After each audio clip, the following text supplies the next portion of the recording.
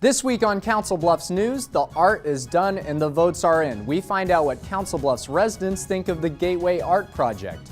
Then, with winter around the corner, we're highlighting groups helping the homeless.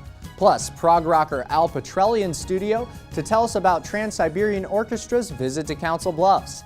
That and more, all on this week's Council Bluffs News.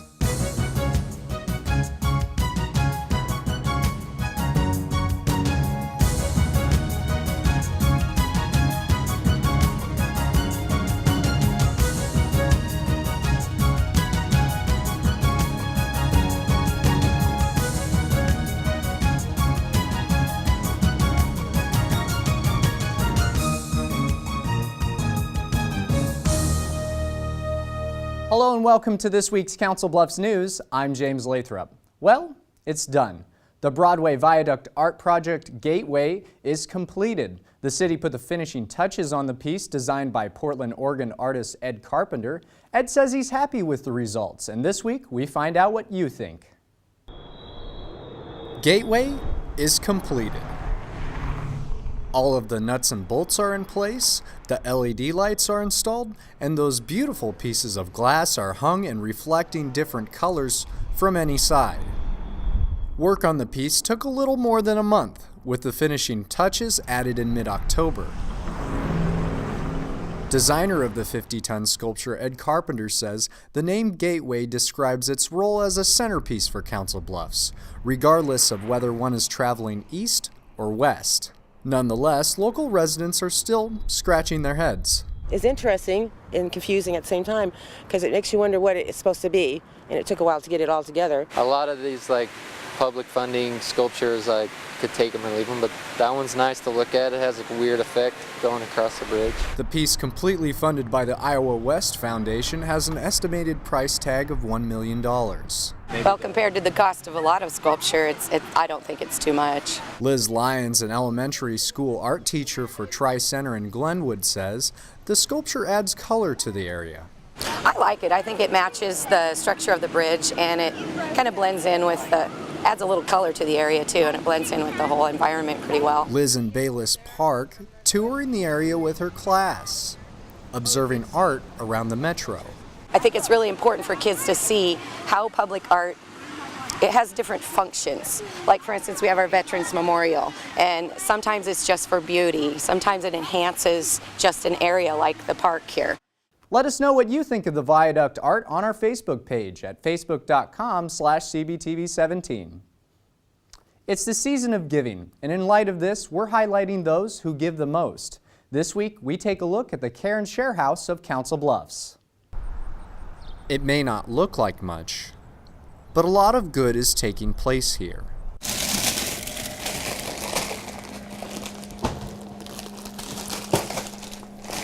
This is a Council Bluffs food pantry. Care and Share House offers a free food pantry that's available to anyone in need. For the last 30 years, the 5th Ave United Methodist Church and the Care and Share House have helped keep food on the tables of those less fortunate. Then about a year ago, the United Methodist Churches in Council Bluffs began discussing ways that they may be in ministry together in our community. A board was formed of representatives from each of the Methodist churches, all working together to keep food on the shelves and clothes in the closets. This is our free store.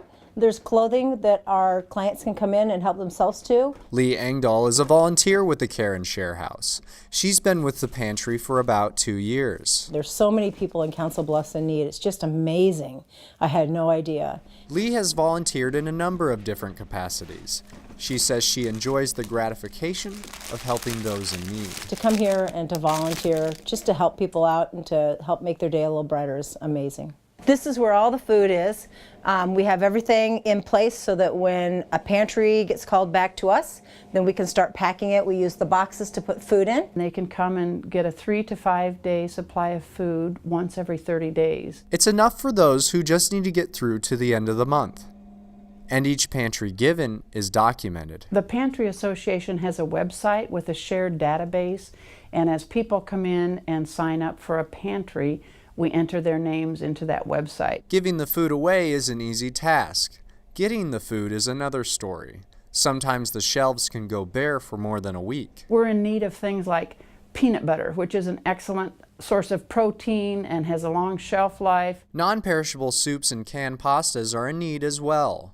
The Care and Share House has to wait on the kindness of strangers for these foods. There are some items that we really like to include in our pantries that we're not able to get through the food bank. Making cash donations just as important as well. So that we are able to purchase the food at the food bank and some of the food that we need to buy at local grocery stores.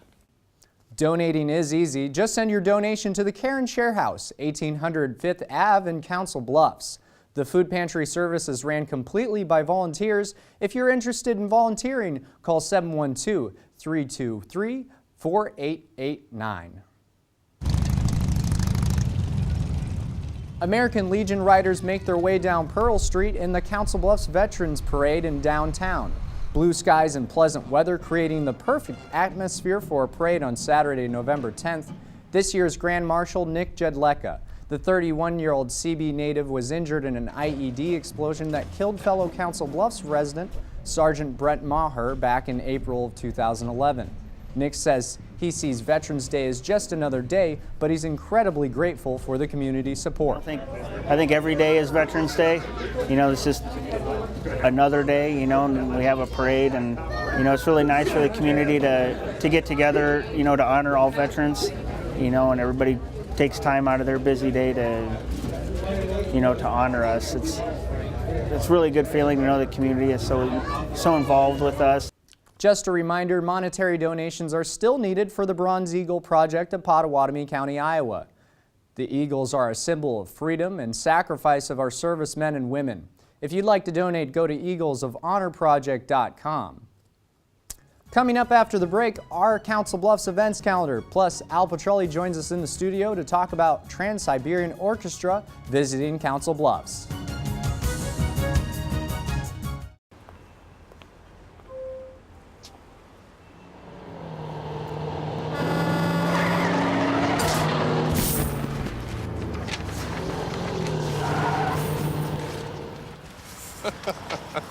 This can't be happening. This can't be happening. Of course it's not happening. Armored car. Listen, having money isn't about luck. Make your own coffee, save $1,000 a year. Feed me. Feed the pig. Welcome back. Here's what's coming up in Council Bluffs this week. On November 15th, Trans-Siberian Orchestra will be taking over the Mid-America Center. And for more on that, I have Al Pitrelli in the studio with me now. And Al, so what's new? Tell me about your band. Well, we've made it back to Council Bluffs, Omaha once again. We've made this our kind of a production home for about 6 years now, and it's so exciting to come back to this community who's embraced us for so many years. We have a brand new show for everybody. The first time in quite a long time we'll be performing, a new rock opera, The Lost Christmas Eve, Thursday night, the 15th at the Mid-America Center. It's a great night for us because we're also having a bit of a celebration party. We just charted number 9 in Billboard's Top 200 for a new CD that we have out for the holiday season as well. So there's just new stuff everywhere surrounding TSO and my boss Paul O'Neill. Thank you. So tell me a little bit about the music. It's not your regular rock music, is it? No, it's a little more complicated than that. When I was a kid and my boss Paul O'Neill, who created the Trans-Siberian Orchestra, was younger, bands like Pink Floyd and The Who, Alice Cooper, David Bowie, you know, they were really, really popular back then, and they were performing what had become known as rock operas. So rock operas are basically you telling a story, and the band kind of writes the underscoring for the story that starts in the beginning and ends at the end, obviously. Jesus Christ Superstar, which was written by Andrew Lloyd Webber, was probably the most popular of the rock operas when I grew up in the late 60s and early 70s. You take a song on the radio, and it's called I Don't Know How to Love Him, and it's like, wow, what a beautiful song sung by Yvonne Elliman. When you found out that that was part of a rock opera called Jesus Christ Superstar, it became that much more poignant of a piece. Now it made sense as a piece, as the puzzle would make sense.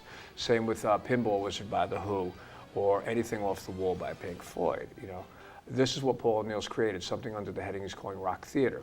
So Thursday night, TSO is going to be performing A Lost Christmas Eve in its entirety. And a lot of the folks that I consider my repeat offenders in the community at Council Bluffs have been coming to see us do Christmas Eve and Other Stories year after year after year. We're going to do something completely different for those folks. Different narration, different singers, more importantly, or equally as important, I should say, more pyro, more lasers, more moving trusses. It is single-handedly the biggest rock and roll show on the planet. So there'll be so much new stuff that folks who've seen us for 5 or 6 years should come out again and see it, because it'll be a spectacle. And folks, like maybe some of the folks working here at the station who've never seen us before, if you're fans of rock, if you're fans of classical, if you're fans of anything in between the two, come on out, because it's some of the greatest musicians on the planet, supported by the biggest production ever. All right.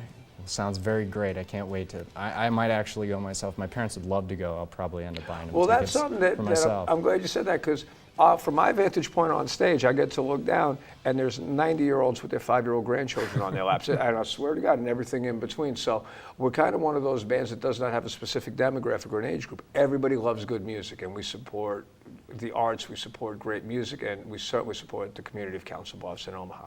Al, thanks. It's a pleasure, dude. Again, Trans-Siberian Orchestra will be performing at the Mid-America Center November 15th. They take the stage at 7:30, and for tickets, go to Ticketmaster.com. On November 16th, bring your appetite to the downtown Masonic Temple from 11 a.m. to 1 p.m. for Pancake Day. It's all presented by the Council Bluffs Kiwanis chapter. The cost is $6 for adults and $4 for the kids. The Pancake Man will be there as well, with all profits going to community services. Starting Saturday, November 17th at the Canesville Tabernacle, it's Christmas Around the World. It's a collection of delicious gingerbread houses created by local members of the community. It's all free, and you've got plenty of time to see it because the exhibit runs until December 31st. And on November 18th at Luft Hall here on the IWCC campus, Gerald Charles Dickens performs A Christmas Carol. It's all presented by the historic General Dodge House, and here to tell us more, Corey Nelson in the studio from the historic General Dodge House. Corey, thanks for joining us. You're welcome. So who is Gerald? Tell me about Gerald. We were first introduced to Gerald about a year ago, and he is the great-great-grandson of Charles Dickens, the literary great who wrote A Christmas Carol in the 1800s. And is he on tour performing A Christmas Carol? He hails from England and comes to the States and does basically a traveling circuit to universities, clubs, museums, and the like, and does fundraiser events for those locations on not only his great-great-grandfather's Christmas Carol, but other stories about Charles Dickens. Okay. And he kind of puts an alternative and new, fresh spin on the story. Tell me a little bit about that. Well, if you've seen the very famous Omaha Community Playhouse version of A Christmas Carol, certainly lots of actors, lots of stage decorations. This is very minimalistic. Gerald does a one-man show, and so he changes stage direction, he changes voices, and so that helps the audience know what character he's going into. So I think having that bloodline descendant and the fact that it's a one-man show brings something very unique to that beloved historic story. And how can people get tickets for this? They can certainly go to the website for more information on it. They would have to call our Dodge House number to make their reservations. They can pick them up, or we will do a will call table, pay ahead, and we'll have the tickets ready for you the day or evening of the show. All right. And along with Christmas Carol, on the 20th, I believe, starts the Christmas trees in the Dodge House. Tell me a little bit about these trees. This year, because of the Charles Dickens event, we are basing the whole season on Charles Dickens to some degree. We'll have the theme be a Christmas presents, and some of the trees decorated are based on Charles Dickens' stories or ideas. But the season runs from November 20th, right before Thanksgiving, until the end of December. December 30th, I think, is our last day. 25 trees that we have from community members, decorated clubs, moms and daughters, and all throughout the Beersham and Dodge houses. All right. 2 wonderful events coming from the Dodge House. Yes, thank Corey, you. Thanks for joining us. You're welcome. That performance is on November 18th, with shows at 2 and 7 p.m. on the campus via Western and Luft Hall. For tickets, call 712-322-2406. Also on Sunday, November 18th, author and historian James Patrick Morgans will be speaking at the Western Historic Trails Center. James is the author of 3 history books of early times in southwest Iowa. The program starts at 2 p.m. The Western Historic Trails Center is at 3434 Richard Downey Avenue, Council Bluffs. Coming up after the break, Marie Zeitner and the Reaver Beat has the 411 on-campus events at IWCC. Then the Loess Hills are on fire for a good cause, plus Pets of the Week. Stay tuned, you're watching CBTV Channel 17's Council Bluffs News.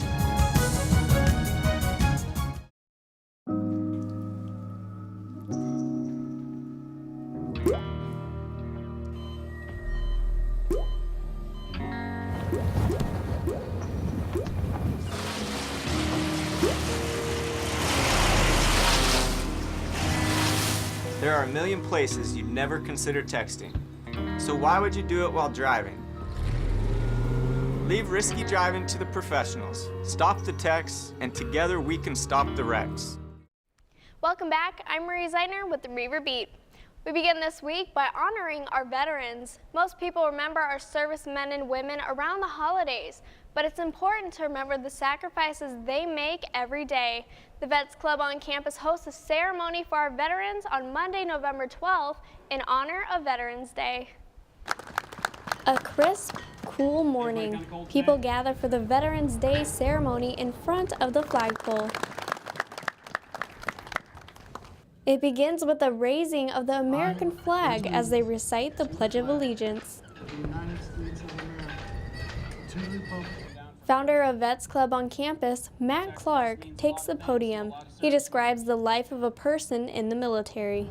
Parents have to miss birthdays. They miss all the dance recitals. They miss all the time with the children growing up. That first tooth is gone. The first time they're going to be walking. And those things you can't get back. You have to sacrifice those different things. Mariana Hills presents a quilt of honor to local veteran Pat Moore. He is currently a member of the American Legion Post No. 2 after serving 23 years in the military.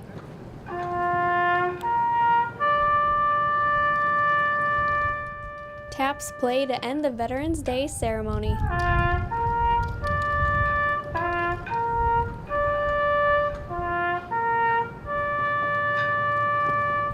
The Vets Club is new to campus. It stands for Veterans Eager to Succeed.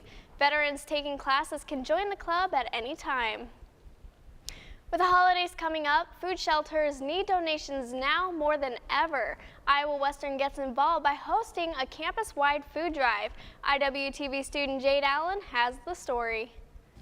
To you and me, a can of food is nothing special, but to those in need, a can of food can make a world of difference this holiday season. I saw that there were a lot of sales going on at Hy-Vee, and also I'm in the Human Services Pre-Social Work major, and for my agency and community resources class, I visited a homeless shelter earlier this year, and so I really wanted to donate. Iowa Western student Caitlin Wiley is one of several students who are helping those less fortunate by donating to the food drive. Iowa Western Student Life has been doing the food drive since 2005. We've always done it for Mom's Place here in Council Bluffs to benefit them.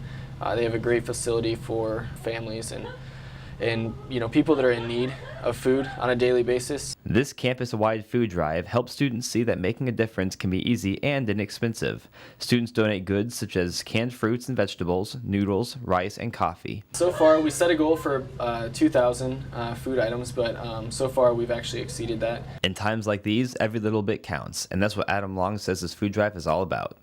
It's really, just to give back to the community. It's a great partnership to have as Iowa Western and Mom's Place, and done it every year, and I think it helps the community a lot. For the Reaver Beat, I'm IWTV student Jade Allen. Mom's Place in Council Bluffs helps the homeless and the hungry. It's the first facility of its kind in southwest Iowa. If you aren't hungry yet, then this might get your taste buds going. Iowa Western Culinary Arts students create a special dinner, and it's not your average meal. IWTV student Shanti Shaknoza has more. Iowa Western School cafeteria turns into a 5-star restaurant for the night, complete with the ice sculptures. Tonight we have a gourmet dinner. Twice a year, culinary arts students create a gourmet dinner and serve it to the public. The theme this year is Autumn Harvest from the Field to Fork. The students serve soup, salad, and several courses to the hungry customers. This food event is a fundraiser, helping students work hard to pursue their goal. It's how we fund our trip to Chicago. At the end of every year, the second-year students get to go to Chicago on a trip. So this is one of the things that we do to raise money for that. More than 200 people fill the dining room to get a taste of the student supper, and the future chefs hope to learn more during the Chicago field trip. Well, we go to the National Restaurant Association food show, and it's a lot of fun. They get to experience all kinds of different aspects of the food business and get to spend some time together before they go on into their lives. This is just the beginning for the young talents. Each meal made and served helps them explore career opportunities in the future. For the River Beat, I am Shanti Shahnoza. The Chicago trip is a goal for the students of the Culinary Arts program. They go to the National Restaurant Association to learn more about the industry before they take on the real world. Iowa Western is one of the fastest growing community colleges in the nation. Why do students want to continue their education here when they have so many other choices? First-year students tell us what they like best about Iowa Western. They make up half the school. First-year students at Iowa Western are working hard to make their dreams a reality. Teach high schoolers, teach high school choir. Choosing a major to study in college, plus deciding where to study, can be tough, but Iowa Western is an easy choice for these students. I thought school was just going to be boring, doing homework, but there is activities and stuff that you can do. It's just fun. I actually love Iowa Western. I mean, I didn't think it was going to be like a big deal like UNO or the bigger universities, but it's a lot more relaxing and a lot less stress. At first I thought I was going to be a complete loner, but everyone is completely nice and they just come up to you and start talking to you so you won't feel alone. Making friends and having easy classes are among the top preferences at Iowa Western, but the best thing students like... I can go from one side of the campus to the other in 10 minutes. That's perfect. It's small, that if I have to park across campus, I still don't have to walk very far. I have Stewart Hall. I have half my classes are in that area. That's nice, so I don't have to travel all the way across the campus and back. I love that you can walk everywhere. Like, it's not like super close, but it's close enough that you can walk from one place to the next in like 5 minutes. The biggest impression of Iowa Western? Good program, great campus. Let's go. Go Reavers! Registration for next semester is going on now. Be sure to meet with your advisor to get signed up. And thank you for watching. Make sure to like us on Facebook. You can find us at facebook.com/ReaverBeat. For the Reaver Beat, I'm Marie Zeitner. See you on campus. Thanks, Marie. Mary Jones a little under the weather this week, but still making sure you know about the animals in need of a good home in Pets of the Week. Hi, welcome to the Council Bluffs Animal Shelter. I'm Mary Jones, founder and president of Soulless, supported local animal shelter. And this adorable little dog is Iris. Iris is a 1 to 2 year old puggle, which means she's a combination of pug and beagle. And she's tested negative for heartworm. She has a current rabies shot. She's already been spayed, and she's ready to go home with you right now. One thing about Iris that you need to know is she does try to escape. She's an escape artist, but she's a very, very affectionate little girl. If you're interested in Iris, her file number is 3778. If you're looking for a small dog, Crystal's looking for you. She is a 2-year-old terrier mix. She's already been spayed, and she's just as cute as she can be. She has a wire-haired coat and cute little brown polka dots on her ears. Crystal, file number 5149.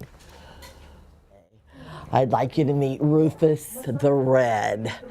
He's 8 months old. He's a gorgeous little red tabby in a short suit, but oh my, what a darling, adorable boy this is. He's only 8 months old, so he has some growing to do. But if you love kitties, you'll love Rufus the Red. File number 1997.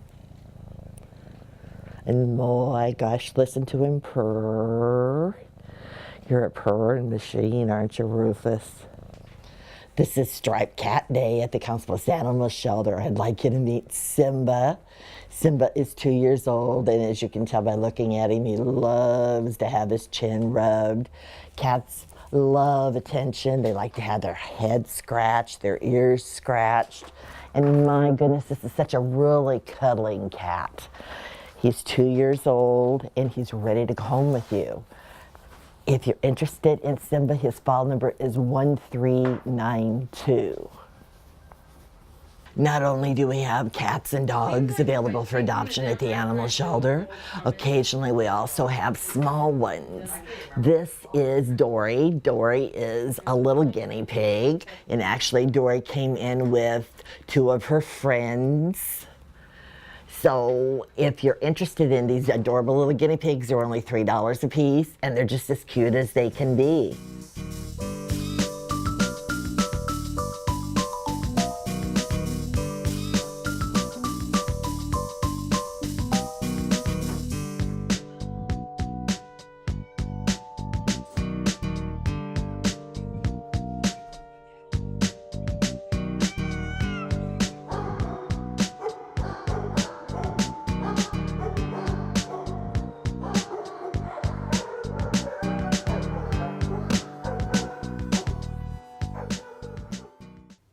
If you're interested in adopting a pet featured in this week's Pets of the Week, call the shelter at 712-328-4656. 700 acres of the Luss Hills are on fire, but it's all for a good cause. It's the annual prescribed woodland burning, aimed at building a better ecosystem. Iowa Spirit's Daniel Johnson has more from the Hitchcock Nature Center. We're working in the Luss Hills, and we're trying to restore our natural areas, the prairies and the oak savannas and the oak woodlands. And historically, there was very frequent fire in these natural areas, and it was very important, just as important as the sun and the wind and the rain. And Euro-American settlers and their descendants began putting out the fires, and we've seen over the last 100 years, we've seen a big decline in the vigor and the health of these systems. And they need fire, and so we're putting fire back into the system year in and year out. And this just is one of the annual fires that we do. 23 firefighters that are out here working right now. They're broken up into 5 squads, and they're distributed in various areas throughout the unit. These people they're walking through the woods, and they're walking on steep ground. They're going to be tired at the end of the day. Some of them are putting on a lot of miles. We have a more positive impact on the plants and the animals when we burn annually, because the fires are cooler and patchier. When it becomes part of the regular rhythm of the land, then that's when things get healthy. It's good. You're out in the woods and interacting with the natural world, and it's fun to do something that generates such positive results. I feel like working in the natural world and caring for it and trying to heal it and make it flourish like the Creator designed it is very rewarding work. For more Iowa Spirit video, go to facebook.com/Iowa Spirit or youtube.com/Iowa Spirit. Thanks for watching this week's Council Bluffs News. If you have any questions, comments, or story ideas, email us at cbtv@iwcc.edu, call us at 712-325-3312, or send us a message on Facebook. You can find us at facebook.com/CBTV17. We leave you now with more sights and sounds from the Council Bluffs Veterans Parade. I'm James Lathrop. See you next week.